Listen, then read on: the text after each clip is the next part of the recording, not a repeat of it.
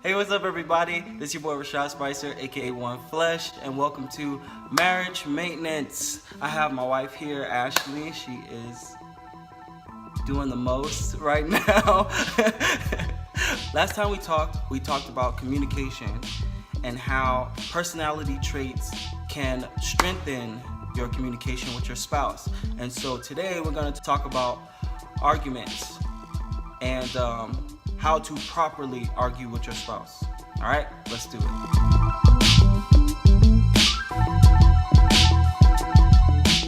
All right, in a marriage, you're gonna clash.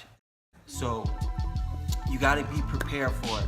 And that's what we wanna do here. We wanna prepare you for the argument that is imminent, it's coming. People say when you're arguing, it's a sign of strife in your marriage. And I personally do not believe that. I believe arguments are bound to happen, going to happen, and you have to be ready to take it on when it comes.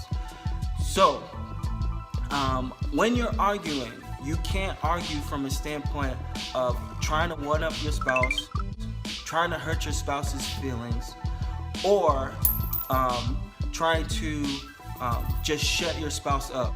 Finish him. Yo, mama. Fatality. Because arguing is a big, huge part of your relationship. Actually, you grow deeper in your relationship when you argue.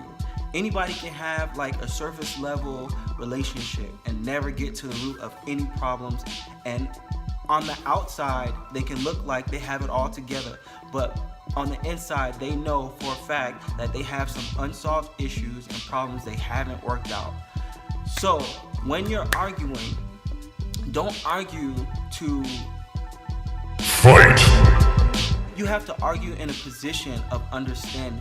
So when you argue, you have to argue to understand your spouse and have your spouse understand you, right? Yeah. So like we had an argument not too long ago and it got pretty heated. And shout out to my sister-in-law Erica, because she talked to me and helped me keep a level head and help me realize that this 2 hours or hour of arguing isn't worth the lifetime of bliss I have with my wife Ashley. So Erica, I love you. If you're watching this, thank you a lot. And a lot of people say that you shouldn't go outside of your marriage, but honestly I don't wholeheartedly believe that. You shouldn't go outside of your marriage if you have somebody who is always gonna take your side, always gonna pat you on the back and give you a pity party. You shouldn't allow that into your marriage. You should surround yourself with people who support your marriage. If they don't support your marriage, you need to kick them out of your marriage. I'm not saying don't be their friend, but you need to be their friend at a distance, because that will eventually hinder your marriage, because you'll only see things your way. And when you only see things your way and don't talk to your spouse or argue with your spouse from a position of understanding, you will always create strife, you will always create resentment. It won't go well. It won't end well, because you're fighting against each other instead of working with each other. And we're still working on this. I mean, we're 7 years in, but we're not perfect. We're still working on 8 years in. Wow. My bad. We're 8 years in, but we're still working on this. When we argue, we try our best to argue from a position of understanding.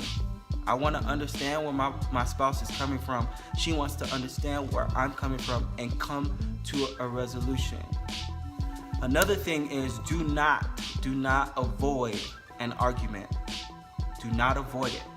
If there's something that has to be said, say it. If there's an elephant in the room, kick that elephant out. Because if you don't, you're gonna walk around with resentment in your heart. So you have to talk about these things. You can't just let them fly by. You have to talk about them. I know it's gonna create friction, but iron sharpens iron. And sparks are gonna fly. But you gotta be man enough, you gotta be woman enough to deal with them on a mature level. We don't argue often, but when we do, we always feel closer to one another, because when we're finished arguing or having a heated conversation, we feel like we've gone to a level deeper than surface level and gained more understanding of one another as individuals and as partners. And when the dust settles and everything is said and done, and you've come to a positive, reinforcing solution, have makeup sex. Get your hands off me. You know I ain't talking to you right now. Makeup sex is always more, I wouldn't say more passionate. It's not more better, but it's more emotional. It's more emotional than your Friday night, let's get it on. So I would encourage it. I hope you guys can agree to what I'm telling you.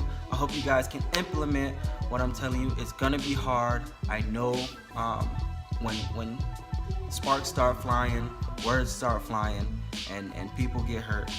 But be mature enough to take it for what it is and move forward. And if you agree with me, if you disagree with me, let me know in the comments below, and I'll take any suggestions, any comments, any thoughts on the subject. We're always growing and reading books and listening to audio books about marriage and development and finances, and we just love getting feedback. We love getting feedback so that we can continue to grow, and we want to help you to grow as well. I hope you guys enjoyed this video, and I will see you guys on the flip side.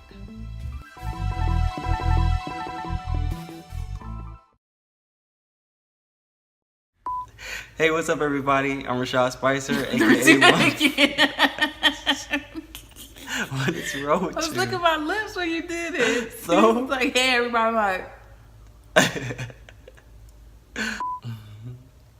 Hey, what's up, everybody? It's your boy Rashad Spicer, aka One Flesh, and this is Marriage Maintenance. This is gonna take forever. I was licking my lips again. Hold on. Hey, what's up, everybody? What are you doing? I was trying to fix my shoulders. I was slouching.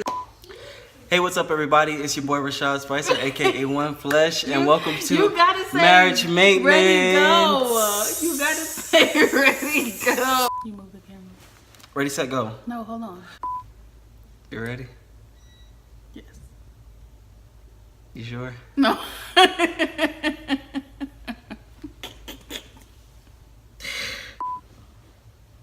You ready?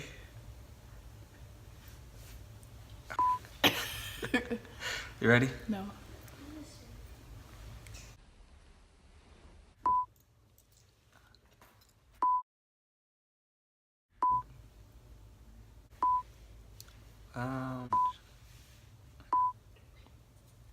But then you get that thing right there, your teeth, when your lip, when your lip gets stuck to you. You got you. Just like this, just like this. Oh, hold on. You can see my booty, my underarm booty crack. Okay. You ready?